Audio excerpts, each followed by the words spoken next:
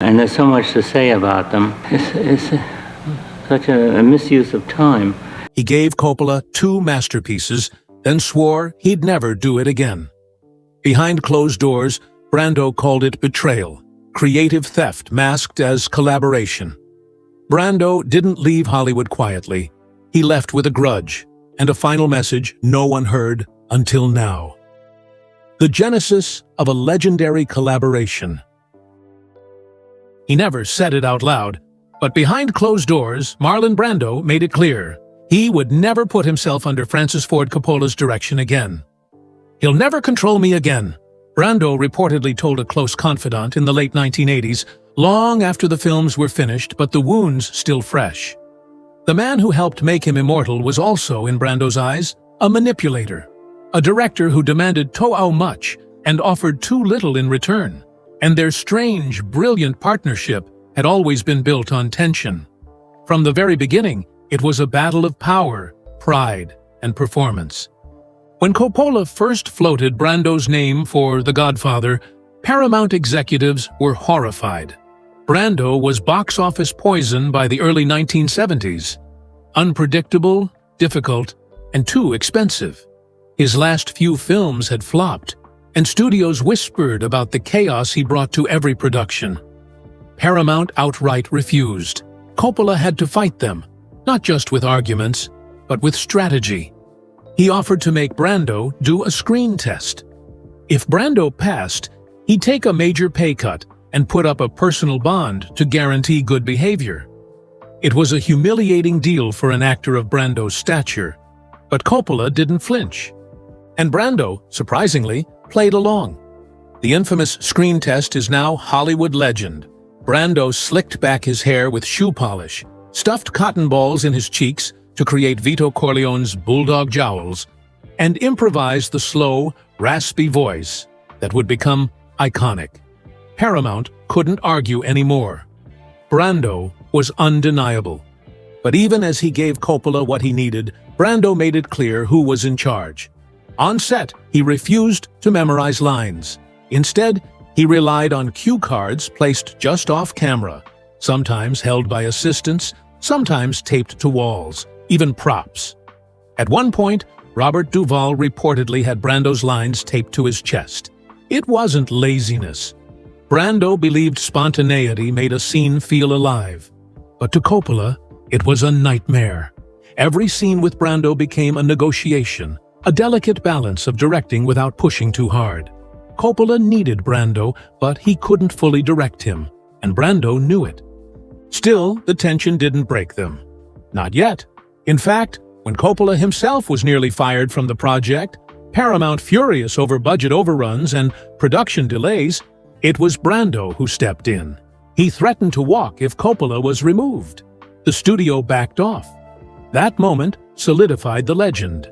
2 outsiders, one a rebellious actor, the other a maverick director, forcing a conservative studio to bow to their vision.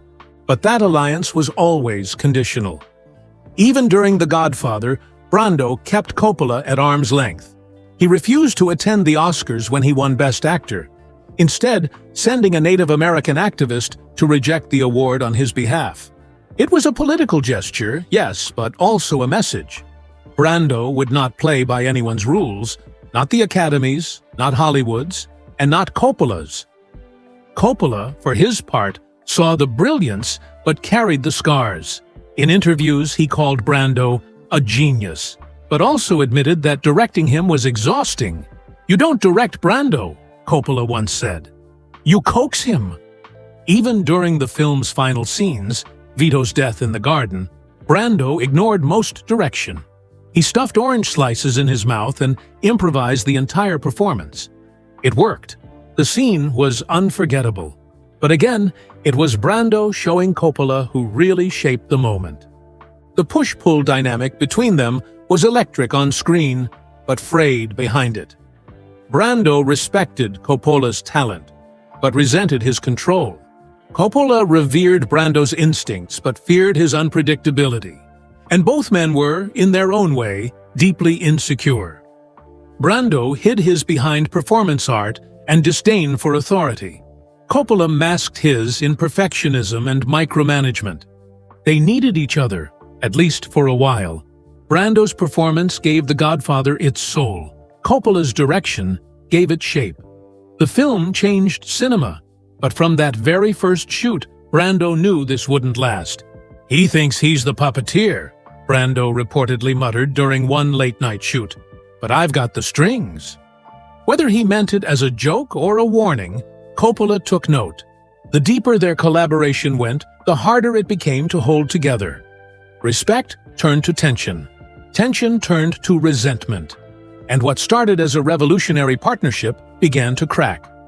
The irony, Brando fought for Coppola, defended him, even loved him in his own way. But love in Brando's world had limits. The moment he sensed he was being used or boxed in, he rebelled. And that rebellion, first whispered during The Godfather, would echo louder and louder in the years to come. The fallout and Brando's absence in The Godfather, Part 2. The scene was written. The set was ready. Francis Ford Coppola had cleared the final day of shooting to accommodate one actor, Marlon Brando. It was supposed to be the closing moment of The Godfather Part 2, a flashback that would reunite the Corleone family around the dinner table, including a young Michael Corleone awkwardly seated among his siblings as his father Vito returns home for his birthday. Brando's reappearance was meant to tie the story back to its roots, to offer closure. But Brando never showed up. According to those close to the production, the call came the night before. Brando's voice was calm, almost detached. "I'm not coming in," he reportedly said. No apology, no debate, just a flat refusal. For Coppola, it felt like a personal ambush. Months of coordination, creative buildup, and emotional weight, wiped away with a single sentence. And the worst part? He should have seen it coming.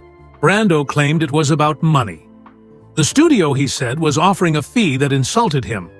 But people around him knew better. It wasn't about the money, a former assistant later recalled. It was about power. Marlon wanted to remind everyone who was in control. He had felt disrespected by Paramount during The Godfather, forced to audition, to slash his rate, to post a bond like a child being watched. He resented it. And even if Coppola wasn't personally behind those decisions, Brando saw him as complicit. This was Brando's revenge, subtle but brutal. By not showing up, he disrupted the emotional arc of the film's finale. He forced Coppola to pivot on the spot, reshaping the flashback into something thinner, quieter, without the towering presence of Vito. The camera lingered on an empty seat at the table, and in that silence, Brando delivered one of his most cutting performances without even being there. The fallout was immediate. Coppola had to rework the final sequence, shifting the emotional burden onto the remaining cast. Al Pacino, James Caan, Diane Keaton, they all stayed, honored their contracts, and gave it their best. But the absence was palpable. "You feel it," one editor noted later. "The ghost of Vito is there, but not the man. And that changes the whole energy of the scene." Coppola was furious but diplomatic. Publicly, he chalked it up to scheduling. Privately, he called it a betrayal. He had protected Brando on The Godfather, fought to keep him, endured his erratic methods, even accepted the cue card chaos. And this was the thanks. Brando had waited until the last possible moment to say no, ensuring maximum disruption. It wasn't just a missed cameo, it was a message. "I made your movie. You don't make mine." This wasn't just another Hollywood contract dispute. It was the next act in a slow-burning feud that had started the day Coppola asked Brando to take a screen test. Brando never forgot that. To him, it had been a humiliation. A studio stunt that Coppola could have resisted, but didn't. Even when Coppola went to bat for him during the first film, Brando viewed the entire experience as a battle, not a collaboration. By the time Part 2 entered production, Brando was already pulling away. He saw the sequel as Coppola's empire, not his. He felt like a relic being summoned back to serve someone else's story. One source said, "And Marlon doesn't serve." The irony is sharp. Brando had created Vito Corleone. He had given Coppola one of the most unforgettable performances in cinema. But when that same story returned to expand without him, Brando refused to be a footnote. He would not be used to anchor someone else's success. Not again. In the final cut of The Godfather Part 2, the flashback scene remains. But Vito Corleone never appears. We hear the front door open. We see the characters rise to greet him. But the camera never shows him. The legend walks into the room, and the audience is left staring at shadows. Some critics called it poetic. Others saw it as unfinished. But Coppola knew the truth. That void wasn't artistic. It was forced. It was Brando's absence, loud, intentional, and unresolved. And from that moment forward, Coppola stopped asking. Brando's no-show wasn't just an isolated event. It was the emotional breaking point in a relationship already worn thin. After that, there were no more phone calls. No more scripts sent in hope. Brando went his way, choosing roles that gave him autonomy, or, more often, walking away entirely. Coppola moved on, building new worlds without the man who had once defined them. A tumultuous reunion on Apocalypse Now. When the plane landed, the panic started. Marlon Brando arrived in the Philippines like a storm no one was ready for. Francis Ford Coppola had already been living in chaos for over a year. The production of Apocalypse Now was over budget, behind schedule, and barely hanging on. But Brando's entrance didn't calm the storm. It deepened it. The man who had once saved The Godfather now threatened to sink Coppola's war epic before its final act was even filmed. The director was expecting a weathered but recognizable Colonel Kurtz. Instead, Brando stepped off the plane, bloated, bald, and unrecognizable. Nearly 300 pounds, and nothing like the emaciated, jungle-stricken figure Coppola had envisioned. Worse, Brando hadn't read Heart of Darkness, the novella the film was based on. He had barely skimmed the script. What he had read, he hated. "This is nonsense," Brando allegedly said. "You want poetry. I want reality." Brando's contract was clear. $3 million for 3 weeks of work. He was to play a fallen military god, a shadow of his former self, consumed by madness. But Brando saw it differently. He didn't want to be weak, didn't want to mumble through Coppola's abstract dialogue. He wanted control. Once again, the same dynamic returned. Brando refusing to be directed. Coppola, too, invested to push back. But this time, the stakes were higher, and the cameras were already rolling. Coppola tried to salvage what he could. He rewrote scenes overnight. He fed Brando lines through an earpiece. He blocked out shots in near darkness to hide Brando's size. "We just couldn't show him," one crew member later said. "It had to be shadows, silhouettes. That wasn't a choice. That was survival." Behind the scenes, things got uglier. Dennis Hopper, playing the photojournalist who worships Kurtz, clashed with Brando almost immediately. Hopper's wild energy, fueled by drugs and manic improvisation, clashed with Brando's slower, more controlling presence. During one rehearsal, Brando reportedly snapped, "You don't know your lines, kid. Stop wasting my time." Hopper fired back with a string of insults. Coppola, sensing disaster, separated the actors entirely. They were never in the same frame together again. Each of their scenes had to be stitched together in editing, another fracture papered over in post. But the deeper fracture, the one between Brando and Coppola, was harder to hide. This time, there were no illusions of mutual respect. Coppola was drained, paranoid, and losing control. Brando knew it. He leaned into the chaos, using it to his advantage. He insisted on long, unscripted monologues. He would show up late, or not at all. When he did arrive, he wanted to talk, not act. The line between performance and manipulation blurred completely. Coppola was terrified, not just for the film, but for his career. Apocalypse Now had already become an industry joke. a bloated mess that might never see the light of day. He needed Brando, but Brando knew it, and that imbalance fueled every decision. "He's sabotaging me," Coppola reportedly said during a private conversation on set. "He doesn't care about this film. He just wants to prove he's bigger than the story." To cope, Coppola turned Brando's erratic behavior into mystique. Kurtz became a shadow, a ghost, a voice in the darkness. But that wasn't the original vision. That was survival filmmaking, born from desperation and damage control. What audiences saw as brilliance was, in truth, a stitched-together compromise. To Brando, none of this was betrayal. He believed he was elevating the material. "You want a madman," he allegedly told Coppola. "Then let me be mad, but on my terms." He rejected the idea that Coppola could dictate the character's shape. To him, that was cowardice masquerading as artistry. He wanted Kurtz to be terrifying in thought, not in form. No skinny arms, no tragic fall, just pure philosophical weight. Whether he achieved that is still debated. What is not debated is how deeply it fractured his relationship with Coppola. This time, there was no loyalty left to save the bond. There was only exhaustion. Coppola was left with hours of unusable footage, ballooning costs, and a mental breakdown that would last well beyond the film's premiere. Brando left the Philippines the same way he arrived, alone, untouched, and unmoved. On Brando's final shoot day, Coppola didn't say goodbye. The tension had calcified into something colder than anger. It was over. Brando flew out. Coppola stayed behind in the jungle with a half-finished film and a crew on the verge of mutiny.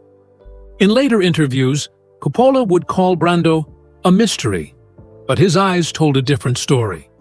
They told of betrayal, of a man who had given too much and received too little in return. Brando never spoke publicly about Apocalypse Now. He didn't have to. His silence, as always, said enough. He got the credit? I got the chaos. That is how Marlon Brando reportedly summed up his final years of working with Francis Ford Coppola. It was not shouted in a courtroom or whispered into a microphone. It was said quietly, bitterly, in the privacy of a home in Mulholland, as Brando sat surrounded by unread scripts and unpaid royalties. By then, he had made his decision. He was finished. Not just with Coppola, with all of it. Brando never pretended to be a saint. He was paid millions for Apocalypse Now. He had demanded top billing, percentage points, and absurd guarantees in other contracts. But what angered him was not the amount. It was the pattern. On The Godfather, he had slashed his usual fee, posted a humiliating bond, and walked away without a cut of the film's historic profits. He told friends he had been bought cheap and sold for gold. When The Godfather went on to make over $100 million at the box office, Brando received none of the back-end profits. Coppola, despite being underpaid himself, was rewarded with prestige, control, and final cut privileges on future films. Brando got applause and silence. To Brando, it felt like theft. Not of money, of meaning. He believed his face, his voice, his performance gave The Godfather its pulse. And yet, every time awards were handed out, Coppola's name echoed louder. "They act like he created me," Brando told an agent in the late 1980s. "Like I was waiting around to be discovered. Let them try it without me next time." What Brando wanted more than money was freedom. Creative control. A seat at the table. But with Coppola, that was never possible. Coppola, meticulous and vision-driven, could not let go. And Brando, impulsive and deeply private, refused to be boxed in.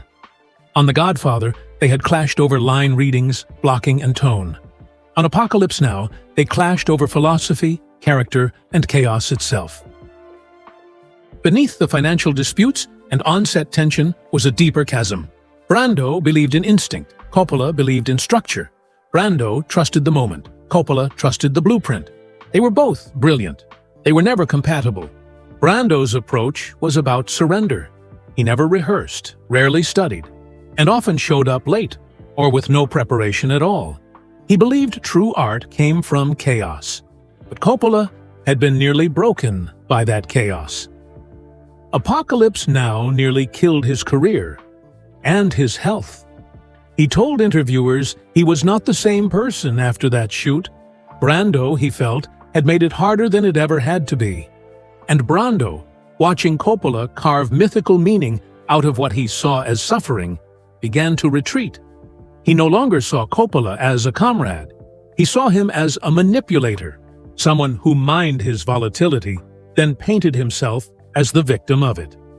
After Apocalypse Now, there were no more offers, no reunion projects, no long emails or follow-up meetings. There was distance, cold, clear, permanent. Brando knew he had burned bridges before, but this one, he meant to. When asked in the 1990s whether he would ever work with Coppola again, Brando deflected. "I've done my war stories," he said, but, according to a friend, he had already made his feelings clear years earlier. "If Francis ever calls," Brando said, "tell him I'm busy losing weight." They had built something iconic, together, but neither man could fully admit that. Coppola would speak of Brando's genius, always with a hint of frustration. Brando would shrug off The Godfather as a paycheck, a lie no one believed, but a wall he kept up anyway. To Brando, collaborating with Coppola had been like handing someone your soul and watching them edit it. He felt used, repackaged, mythologized in ways he never consented to. The more the world praised their partnership, the more he recoiled from it. The more Coppola grew in status, the smaller Brando felt within the legend they had created. By the late 1990s, the rift was cemented. They would never speak again, not because of one moment, but because of 100 moments that all whispered the same thing. "This man does not understand me." Reflections and legacy. Marlon Brando never looked back. "That chapter's closed," he would say when asked about Coppola, but, in truth, it was never fully shut. The shadow of their fractured collaboration followed Brando until the very end, and for Coppola, it never stopped echoing. In his later years, Brando became a phantom in Hollywood. He turned down roles, dodged the press, gained weight, lost interest. He lived behind gates, surrounded by books and recordings and silence. He would appear now and then in strange, stylized films, The Freshman, Don Juan DeMarco, The Score, but only on his terms. The days of giving himself over to a director were done, especially if that director's name was Francis Ford Coppola. "He's not interested in being directed anymore," one producer said in the mid-1990s. "He's interested in being left alone." The few times Brando did work, he insisted on creative control, minimal shooting days, and full editorial rights over his scenes. After Apocalypse Now, he never again submitted to another man's vision. Not fully, and never to Coppola's. Coppola, for his part, never replaced Brando, but he moved forward. In the years that followed Apocalypse Now, he directed The Outsiders, Rumble Fish, Peggy Sue Got Married, and later Bram Stoker's Dracula. He shifted tones, experimented with genres, and struggled, often publicly, with studio pressure and personal bankruptcy. He was brilliant, restless, and rarely understood. But one thing remained constant. He never worked with Brando again. He never even tried. "I do not regret the films," Coppola said in a quiet moment years later, "but I regret how they were made." It was the closest he came to acknowledging the emotional price of those collaborations. Brando had left him with masterpieces and scars. Their last contact was indirect. Coppola had once considered reaching out for a project in the late 1980s, but someone close to him reportedly advised, "He'll never say yes, and you'll hate yourself for asking." Coppola didn't ask. The silence remained. A legacy built on collision. And yet, for all the bitterness and fallout, something incredible remained. The Godfather and Apocalypse Now are not just movies, they are monuments. And Brando, no matter how distant he became, never escaped the fact that his greatest performances were made under Coppola's gaze. Likewise, Coppola's career-defining films bore the fingerprints of Brando's chaos, charm, and cruelty. Their names became inseparable in cinematic history. The director who shaped the new Hollywood. The actor who redefined modern performance. Together, they bent the medium. Apart, they burned each other out. There is a strange, aching irony in it all. Brando, who despised being controlled, gave Coppola his most controlled and devastating work. Coppola, who feared Brando's unpredictability, learned to build films that embraced unpredictability itself. They never agreed, but the friction between them created heat, and that heat lit the screen. Shortly before his death in 2004, Brando was asked in a private conversation what he would change about his career. He paused, then reportedly said, "I would have said no sooner, to a lot of people." He did not name Coppola. He did not have to. For Brando, walking away had not been an act of anger.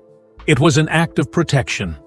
He had seen what came with surrendering to a system, even a brilliant one.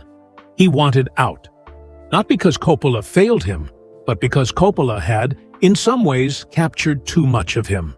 Coppola, in his later years, became more philosophical about the chaos. "Great films are made by broken people," he said, "and they break the people who make them." Whether he meant Brando, himself, or both, it was hard to say.